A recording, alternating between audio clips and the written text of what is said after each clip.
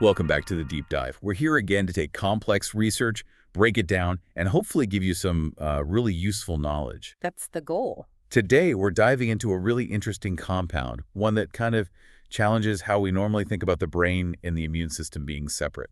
We're talking about Selank. Yeah, Selank. It's a synthetic peptide, and you often hear it called a neuroimmune peptide. That name isn't just fluff, you know? Right. It actually points to what makes it so unique based on the research. It seems to be working on, well, multiple fronts at once. We're seeing effects on anxiety, on cognition, and also directly on the immune system itself. Exactly. And that's our mission for this deep dive. Using the research materials that you, our listeners, have shared, we're going to unpack Selank. We'll look at its unique structure, try to get a handle on its pretty complex mechanisms, Definitely complex. how it talks to different systems in the body, from GABA, the calming system, all the way to things like BDNF, which is about brain growth. And we really want to understand why it sits in such a unique spot, especially if you compare it to, say, older tranquilizers. It's a very different beast. But before we even get into the science of where it came from, we absolutely have to start with a critical safety and regulatory point.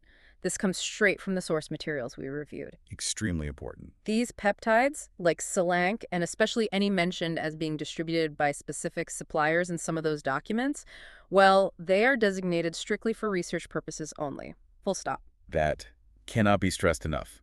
All the literature is crystal clear on this. These compounds are not intended for human consumption, period. We're purely exploring the science here, looking at the papers for educational insight. Absolutely, just examining the research landscape. Okay, with that vital disclaimer front and center, let's get into the backstory. Sure.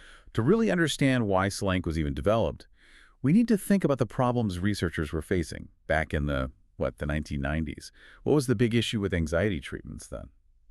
Well, the big issue was the trade-off, really. For a long time, if you had severe anxiety like GAD, generalized anxiety disorder, the go-to drugs were often benzodiazepines. Think Valium, Xanax, that class. Right, very common.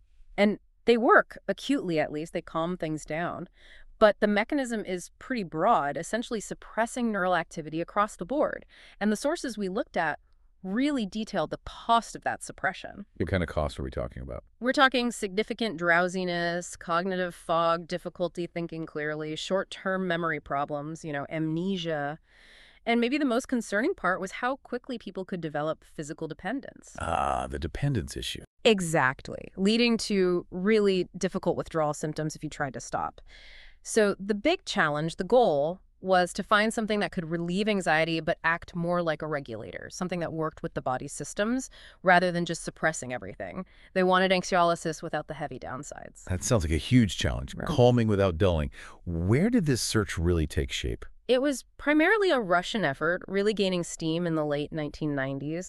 The sources point to major state-backed institutions being involved. Like who?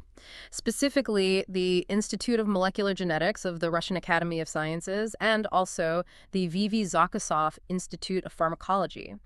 These places were kind of pioneers in exploring what they called regulatory peptides. Regulatory peptides. What does that mean exactly? It means using molecules that the body already uses for signaling, short chains of amino acids. The idea was if you use or mimic the body's own messengers, you might get much more targeted effects, maybe with fewer side effects, less disruption to the whole system compared to typical small molecule drugs. Okay, so using the body's own language. And this peptide approach led them to look at a natural compound called Tuftsin. That seems a bit counterintuitive if the goal was anxiety, right? Yeah. Isn't Tuftsin mainly an immune thing? That's absolutely right. Tuftsin is a naturally occurring tetrapeptide, just 4 amino acids, and its main known job is in the immune system. It stimulates phagocytic cells, the cells that engulf invaders. So an immune booster, basically. Primarily, yes. But early research, even before the Selank project, hinted that Tuftsin itself might have some subtle effects on the brain, some neuropsychiatric activity, alongside its immune functions. Ah, okay, so there's a hint of a brain connection already. Exactly. Yeah. The researchers realized they had this core structure, Tuftsin, which was already biocompatible, likely low toxicity because the body makes it. It was a starting point that already spoke the body's language, if you will. But obviously, just Tuftsin wasn't enough for what they wanted, right? Needed an upgrade. Right.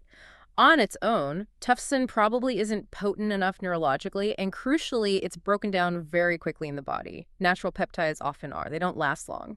So how did they engineer it? What was the specific change they made to create Selank? This is where the clever molecular design comes in. They took the original Tuftsin sequence, that's 309 lysine proline arginine or 3-lys pro arg, and they added a specific tail onto it. A tail. Yeah, a 3-amino acid sequence, proline glycine prolin, or pro-gly-pro. They attached this tripeptide sequence to the end of the Tuftsin core. So it went from 4 amino acids to 7, creating Selank. 3-lys pro arg pro gly pro. Precisely, a heptapeptide. Okay, why that specific pro-gly-pro sequence? Was it just to make it longer, or did those amino acids do something special? Oh, it was very specific. The research highlights two key reasons for adding pro-gly-pro. First, it acted like a shield, dramatically increasing the molecule's stability. How so? Well, it made it much more resistant to being chewed up by enzymes in the body, the peptidases that normally degrade peptides very quickly. This improved stability means it could stick around longer and actually reach its targets in the brain. Makes sense. Longer life means more chance to act. What was the second reason? The second reason is just as important. That pro-gly-pro tail wasn't just a stabilizer, it actually helped steer the molecule's effects more towards the neurological systems they were interested in. So it changed its function, too. It seems to have significantly enhanced its interaction with certain brain pathways, particularly, the sources suggest, the serotonergic system, which is absolutely critical for regulating mood and anxiety. So stability plus targeted neurological action. Wow, that's really elegant design, taking a natural immune signal, making it tougher, and giving it new instructions for the brain. It really is a prime example of targeted peptide engineering, and this specific design seemed to work out in practice. How so? Did it get approved? Yes. After going through preclinical studies and then human clinical trials, Selank was officially approved in Russia. The approval was specifically for treating conditions like generalized anxiety disorder, GAD, and related states often called anxiety asthenic disorders. Basically, anxiety mixed with fatigue or low energy. And what did those trials show? Did it live up to the hope of being an anxiolytic without the side effects? According to the sources we reviewed, yes. The clinical trials reportedly confirmed what they hoped for. Patients with GAD showed consistent, noticeable improvements, both anxiolytic, so less anxiety, and also nootropic effects. Nootropic, meaning cognitive benefits too. Yes, improvements in thinking, focus, that sort of thing. And crucially, the reports emphasize this happened without the typical side effects of benzodiazepines. No significant sedation, no memory issues, and importantly, no signs of causing dependence or withdrawal problems. It seemed to achieve that difficult balance they were aiming for. Calming the anxiety while potentially sharpening the mind without the usual baggage. That's quite a profile. It is, and that unique profile comes from its really complex way of working. When you look under the hood, Selank isn't just hitting one target like many drugs do. Right. The research calls it a systems regulator. It seems to be interacting with, 4 distinct major systems simultaneously? That's pretty unusual. It is quite unusual, and that multi-target action is likely why it has such a broad range of effects. Let's maybe start with the most immediate effect people might think of with an anxiolytic, the calming effect. How does it interact with the brain's main brake system, the GABA network? Okay. Mechanism 1. GABAergic allosteric modulation. You mentioned GABA is the brake. How does Selank interact with it? And importantly, how is this different from how something like a Valium works? Right. GABA, gamma-aminobutyric acid, is the primary inhibitory neurotransmitter. It tells neurons to quiet down. Now, both Selank and benzodiazepines leverage this system to create calm, but, and this is key, they do it very differently. How do benzos do it? Benzodiazepines bind directly to a specific site on the GABA receptor, the main receptor for GABA. When they bind, they essentially force the receptor's channel to stay open longer when GABA binds. This lets more negative chloride ions flow into the neuron, making it harder to fire. It's like holding the brake pedal down harder and longer. Effective, but sounds like you could easily overshoot. Exactly. It leads to a very strong global suppression of neural activity. Hence the sedation, the grogginess, the motor impairment sometimes. Okay, so if benzos force the receptor, what does Selank do as an allosteric modulator? That sounds different. It is fundamentally different. Allosteric means it binds to a different site on the GABA or receptor, not the main GABA binding site and not the benzodiazepine site either.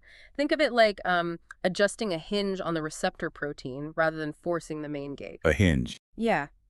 By binding to this separate allosteric site, Selank subtly changes the overall shape, the conformation of the GABA receptor. This change doesn't directly open the channel itself. Instead, it makes the receptor more sensitive or more responsive to the GABA that the brain is naturally releasing anyway. Oh, so it's not flooding the system with artificial braking signals. It's making the brain's own natural braking system work more efficiently, like fine-tuning the brake pedal's responsiveness. That's a great analogy, precisely. It enhances the effect of the endogenous GABA, the GABA that's already there, and this is likely why the sources consistently report that Selank provides calming effects without that profound sedation, muscle relaxation, or memory impairment you get with the direct channel openers. It's a more nuanced effect. And there was something else mentioned in the research about GABA, not just immediate effects, but gene expression. Yes, this is really interesting. Studies showed Selank actually influences the expression of numerous genes related to the GABA system. It seems to change which GABA-related genes are being turned on or off in the neurons. What does that imply? Changing gene expression sounds more long-term. It does. It suggests Selank isn't just providing a temporary chemical dampening effect. By altering gene expression, it might be encouraging the neurons to sort of recalibrate or even physically restructure parts of their inhibitory networks over time.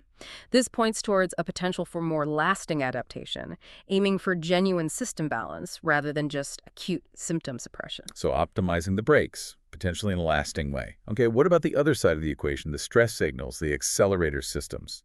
That brings us to mechanism 2, monoamine regulation and stress balance. Right. The monoamines, primarily serotonin, dopamine, and norepinephrine, are crucial for mood, alertness, motivation, learning. They're essential. But under significant stress, their levels and turnover can go haywire. You can get abnormal surges or imbalances, especially in key brain regions involved in emotion and decision-making. Too much serotonin in the wrong place at the wrong time might contribute to feelings of panic or being overwhelmed. Dysregulated norepinephrine can lead to jitteriness or difficulty focusing. Dopamine imbalances can affect motivation and reward. And Selank steps in as a stabilizer here. How does it affect these monoamines during stress? The studies, particularly using experimental stress models in animals, documented something quite specific. Selank appeared to prevent the abnormal excessive surges of serotonin that stress would normally cause. Prevent the surge, not just lower serotonin overall. Exactly. It didn't seem to deplete serotonin, but rather normalized its turnover, especially in brain areas critical for emotional processing. The sources mentioned the frontal cortex, the hypothalamus, and, significantly, the amygdala. The amygdala, the brain's fear center. Right. By preventing those stress-induced serotonin spikes in the amygdala and other regions, Selank essentially helps maintain a more balanced neurochemical environment even when under pressure. It acts like a buffer. So it smooths out the biochemical roller coaster of stress, reducing the extreme peaks and potentially the subsequent troughs. That seems to be the idea. By normalizing monoamine turnover, bringing it back towards a more stable baseline during stressful periods, Selank could allow for better sustained mood, improved focus, and clearer thinking, because the brain isn't constantly reacting to or recovering from these neurochemical storms. Okay, that makes sense. Now, the third mechanism mentioned is really intriguing. Mechanism 3. Enkephalin preservation, opioid pathway connection. This sounds tricky. Interacting with the opioid system often raises red flags about addiction. How does Selank do this supposedly without causing dependence? This is a really clever part of its action profile and crucial for its anxiolytic effect. The key here is that Selank does not directly bind to opioid receptors like morphine or heroin do. That direct, strong activation is what drives tolerance and dependence. So what does it do instead? It works indirectly, upstream. It inhibits specific enzymes in the brain whose job is to break down the body's own natural opioid peptides. The body makes its own opioids. Yes, absolutely. They're called endogenous opioids, primarily enkephalins and endorphins. These are natural molecules involved in regulating pain, managing stress, feelings of well-being, reward. Basically, the body's internal calming and feel-good system. But they're normally broken down very quickly by enzymes called enkephalinases. So Selank stops these enzymes. Exactly. It inhibits the enkephalinases. By blocking these breakdown enzymes, Selank allows the naturally released enkephalins to stick around in the synapse a bit longer and have a slightly stronger or more prolonged effect. So it's not adding an external opioid signal. It's just amplifying the body's own subtle, natural opioid signals. Precisely. It leads to a mild, gentle increase in the activity of the endogenous opioid system. This contributes to the calming, anxiety-reducing effects, but because it's just modulating the natural system, it it doesn't seem to trigger that massive, overwhelming signaling cascade that leads to the problems associated with external opioid drugs. The research even noted Selank was quite potent at inhibiting these specific enzymes, sometimes more so than other known inhibitors. That's a critical distinction. Hmm. And did the research confirm that this pathway is actually necessary for Selank's anti-anxiety effect?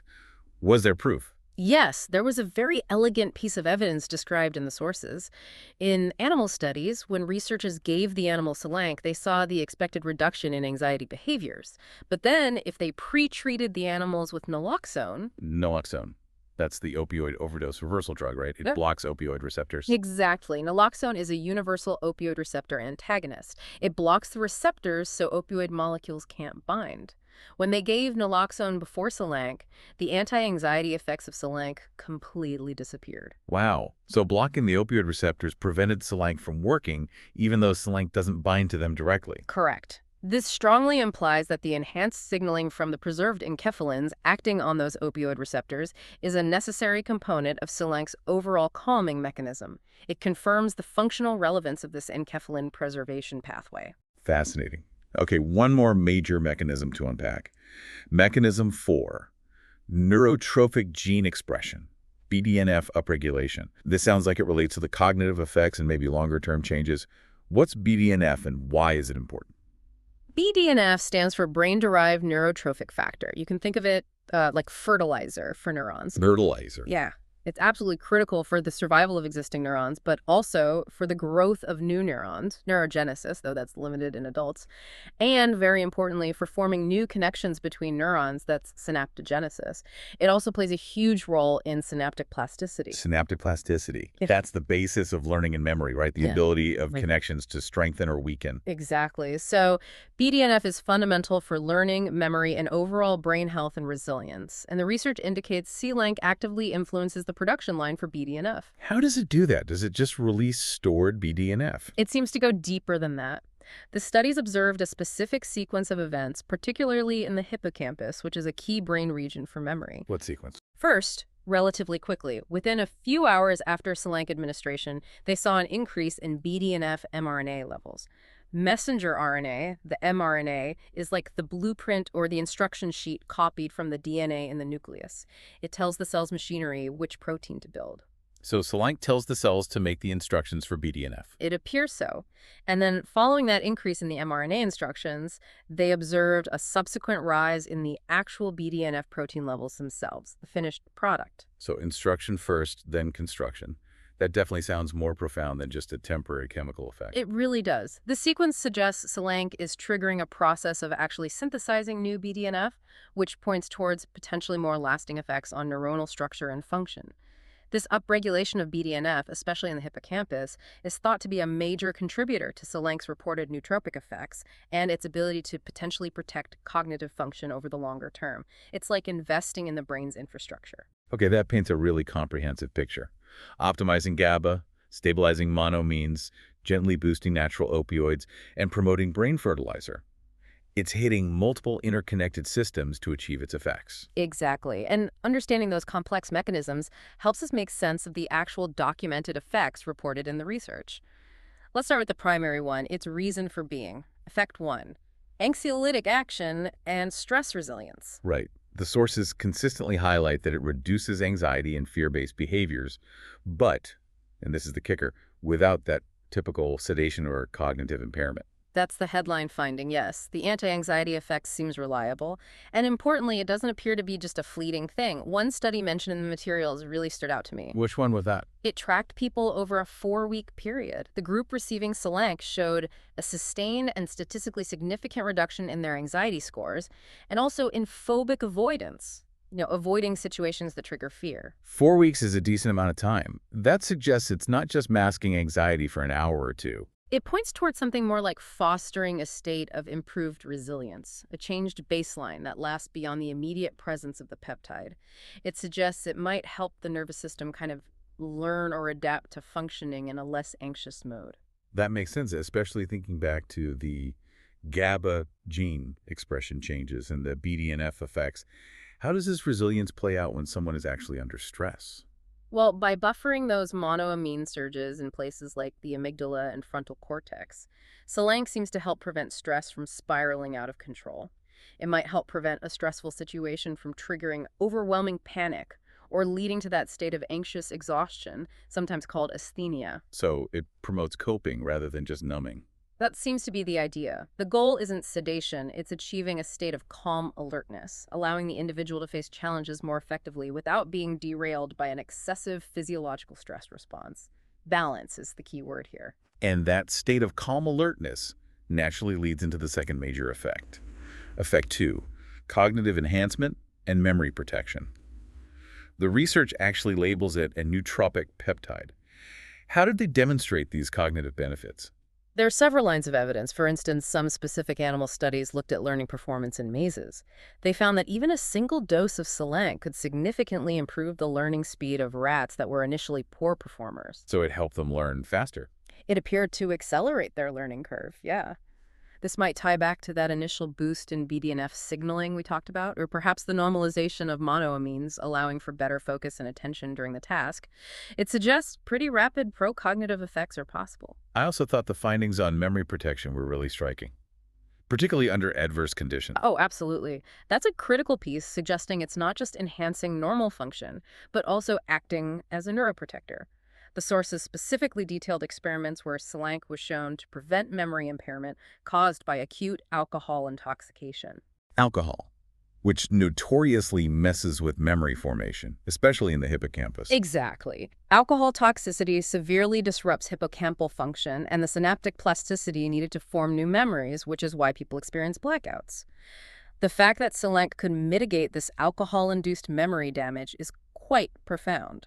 What does that imply more broadly? Well, it strongly suggests Selank might have a protective effect on the brain's cellular machinery when it's under significant chemical stress.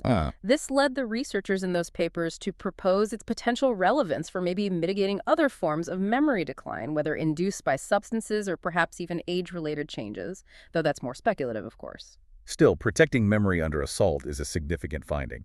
And it's not just passive protection, is it? Doesn't it also influence things like alertness and motivation? Correct. The research suggests it also subtly modulates the noradrenergic system that's norepinephrine. This system is key for vigilance, alertness, focus, and driving goal-directed behavior. So you get this interesting combination. The GABA and enkephalin effects provide a calm, stable background. Right, less baseline anxiety.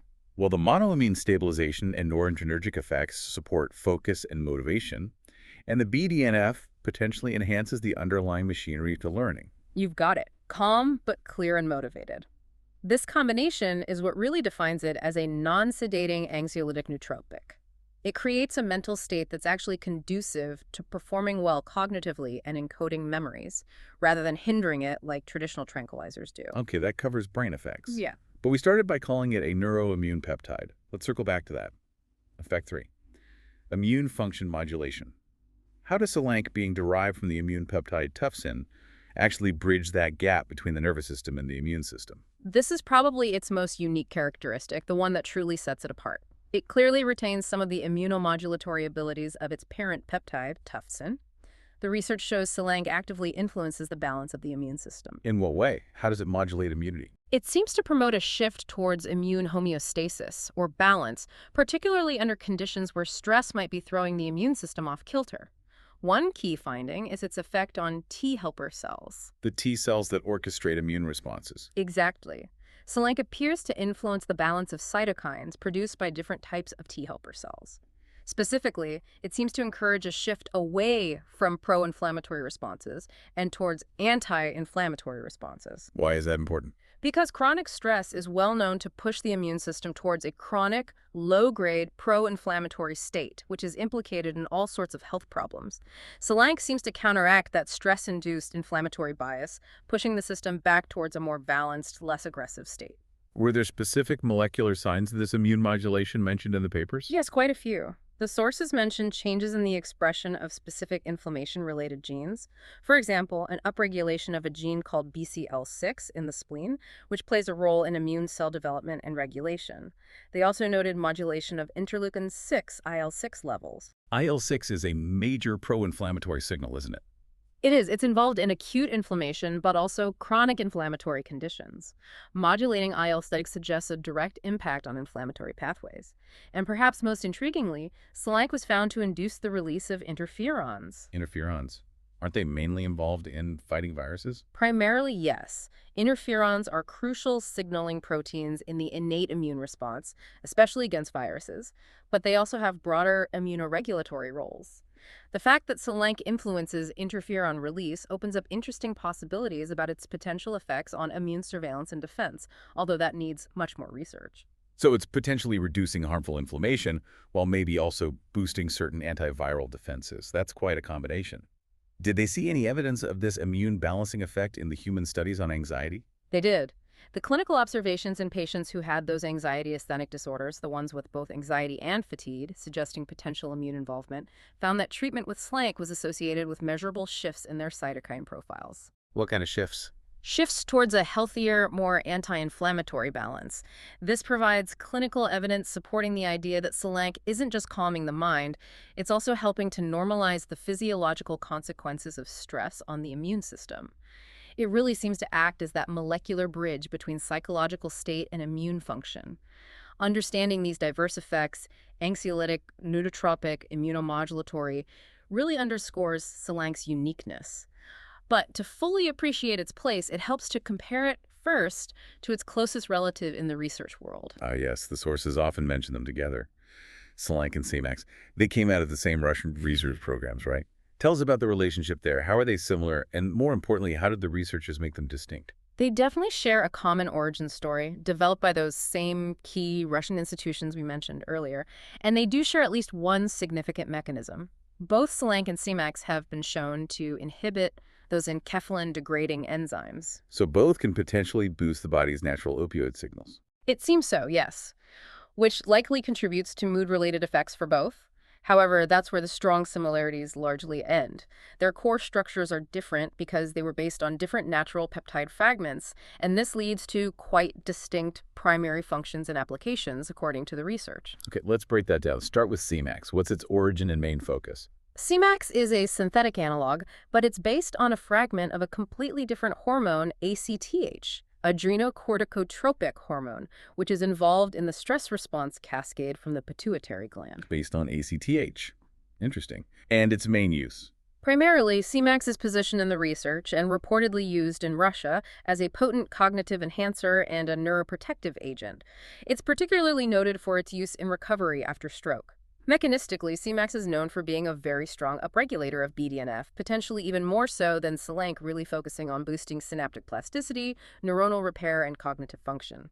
Think of it as primarily targeting brain performance and recovery. Okay, CMAX ACTH-derived, strong BDNF boost, focus on cognition and neuroprotection, especially post-stroke. Now contrast that with Selank again. Selank, as we've discussed, is derived from the immune peptide Tuftsin. Its primary emphasis, based on the research and its approved uses in Russia, is as an anxiolytic, reducing anxiety, and as a stress adaptogen, helping the system cope with stress. And its key mechanisms reflect that focus. Exactly. While it does have BDNF effects, its profile leans more heavily on that GABAergic modulation for calming, the monoamine stabilization for stress buffering, and crucially, that unique immune regulation component inherited from Tuftsin.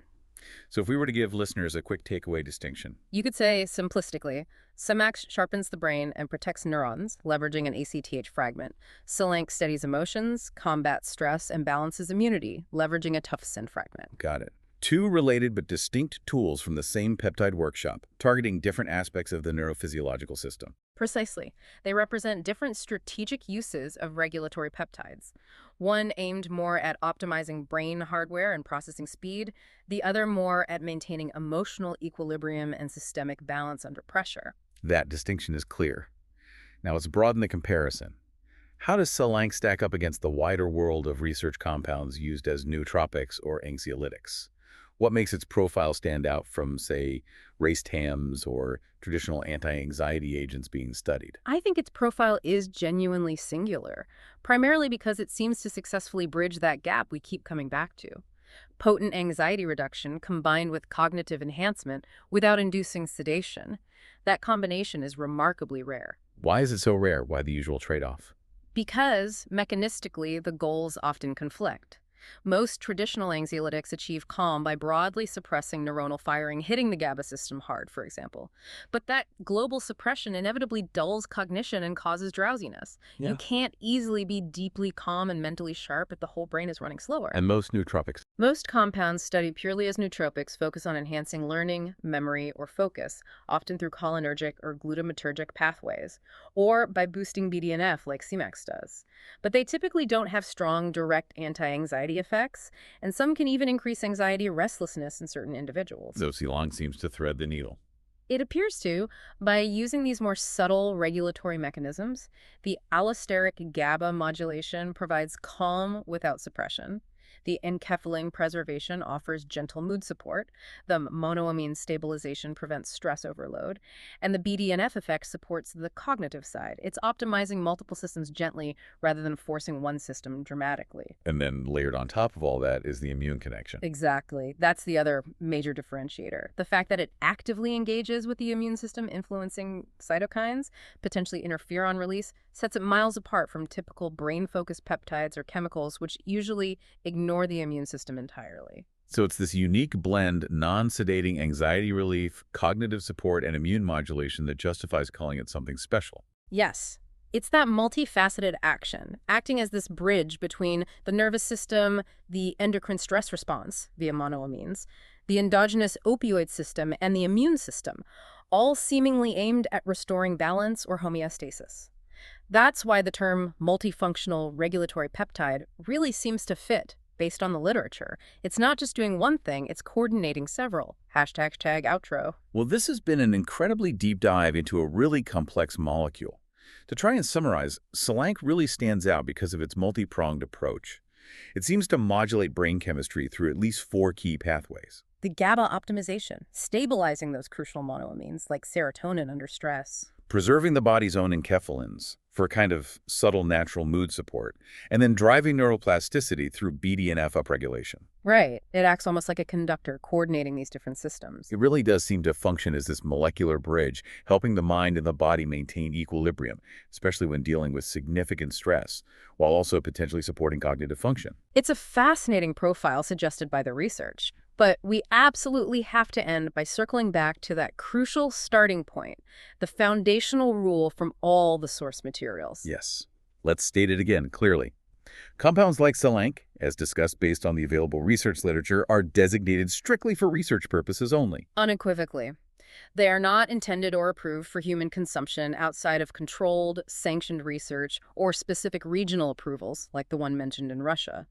We've been exploring the science for informational purposes only. Absolutely critical to remember. But stepping back and looking at the concept behind Selank, based on this research, the way it was deliberately designed to leverage the body's own natural regulatory signals, Tuftsin and enkephalins, to try and achieve balance and stability. And apparently doing so without the dependence or major side effects associated with just chemically suppressing brain activity. Exactly. It really makes you think. So we'll leave you, our listeners, with this provocative thought to consider. If these targeted strategies, using or mimicking the body's own regulatory peptides like Selank, can potentially harmonize complex functions like anxiety, cognition, and even immune response, does the future path for tackling conditions related to mood, stress, and maybe even neuroimmune interactions lie less in broad chemical overrides and more in learning how to precisely tune and optimize our own innate endogenous signaling pathways? That's a profound question, moving from suppression to sophisticated regulation. It certainly feels like a direction the research community should be, and likely is, exploring very seriously. A different philosophy for intervention. Indeed. A lot to think about there. Thank you for joining us for this deep dive. We hope you found it insightful. We'll be back soon to unpack more research. Stay curious.